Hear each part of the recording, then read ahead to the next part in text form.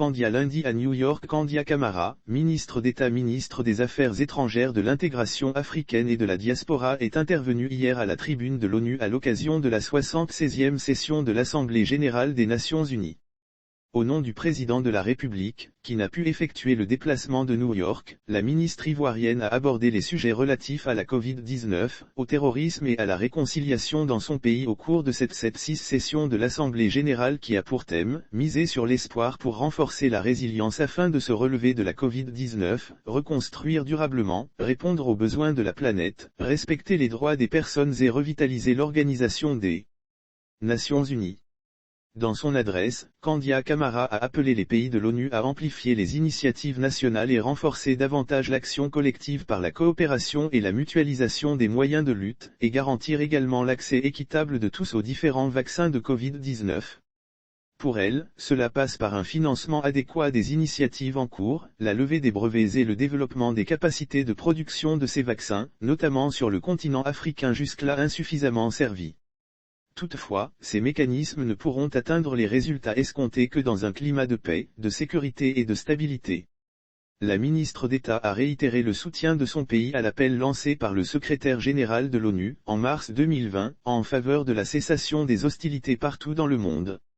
Face à l'ampleur des effets collatéraux et pervers de cette pandémie, notamment aux plans économiques, social et humanitaire sans précédent, qui sont des sources potentielles d'instabilité pour les États, la consolidation de la paix et le renforcement de la cohésion sociale demeurent, plus que jamais, au cœur des priorités du gouvernement ivoirien. Selon Candia Camara, après avoir surmonté les soubresauts sociopolitiques qu'elle a connus ces dernières années, la Côte d'Ivoire reste, dans toutes ses composantes politiques et sociales, résolument engagée dans un processus vertueux et irréversible de réconciliation nationale et de cohésion sociale. C'est pourquoi, le gouvernement ivoirien continue d'œuvrer avec toutes les forces vives de la nation, à consolider davantage la dynamique actuelle de réconciliation nationale, pour laquelle aucun sacrifice n'est trop grand.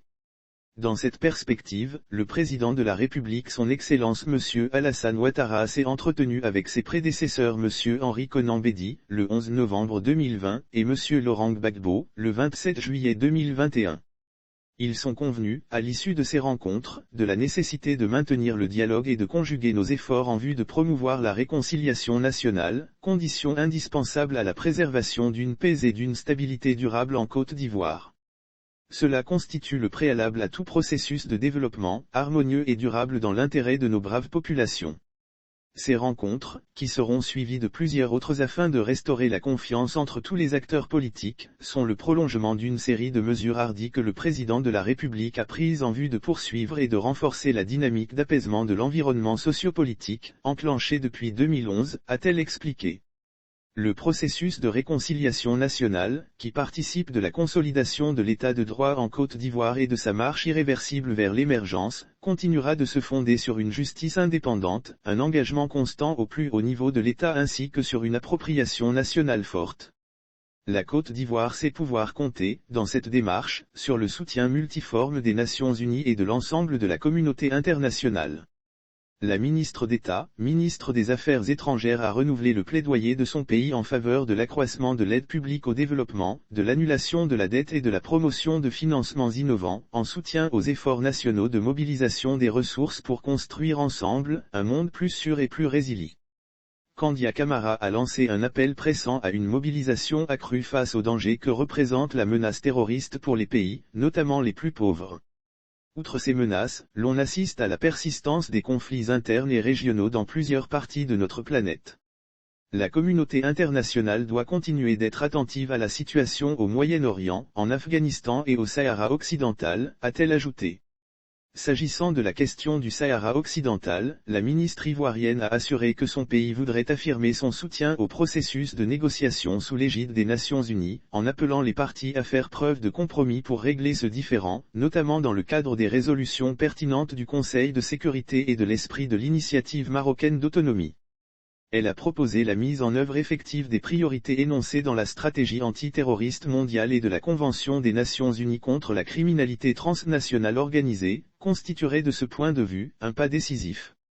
La ministre ivoirienne a enfin souhaité une réforme courageuse de l'organisation commune que les États membres veulent plus forte, plus démocratique et plus proactive pour réaliser les nobles objectifs qui lui ont été assignés.